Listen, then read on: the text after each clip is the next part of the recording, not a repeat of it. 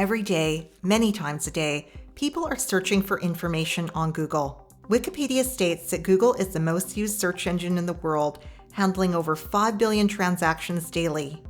And while there are other search engines, Google has over 90% of the market, and that makes its parent company, Alphabet, one of the biggest companies in the world.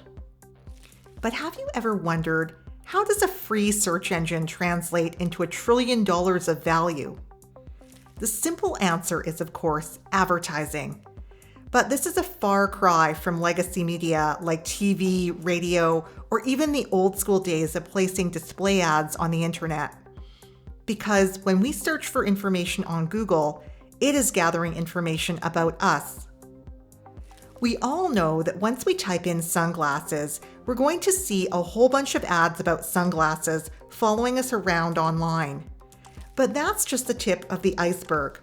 What we don't see happening is the part of the iceberg that is submerged. When I search for something in Google, everything it knows about me, all of my history, is informing the results of that search. Does it know, for example, that I'm the kind of person who will pay more for organic lettuce and then offers me a higher price on this item? Or maybe it knows, say from my LinkedIn profile, that I just got a new job and I'm in the mood to celebrate my success, so this might be the right time to tell me about that new life-changing car that I totally deserve. Or I lost my job. I'm angry and frustrated by a system in which I can't seem to get ahead. But there's this guy on YouTube, and he really gets where I'm coming from. He has this message that just resonates with me, and he says this is how I should be voting in the next election.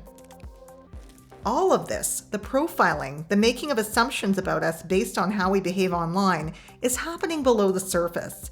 And it's not just the content of what we search for. It's how that particular content is used to nudge us towards becoming more predictable. It's shaping us. Harvard professor emeritus Shoshana Zuboff calls this whole system surveillance capitalism. It starts with incentives to give away our data, access to apps, games, social networking, search, online video calls. The list is enormous. Behind the scenes, it's like there's a big vacuum, hoovering up data. The data goes to a factory where sophisticated AI systems eagerly await it, processing it and using the information to make new predictions that get served up in our next search, creating a feedback loop that seamlessly steers us towards a destination, a product, a service, a political ideology. And the more data the system has about you, the smarter the system gets, the better it shapes your behavior, and the more lucrative you become. Because you are the product that fuels $1 trillion company.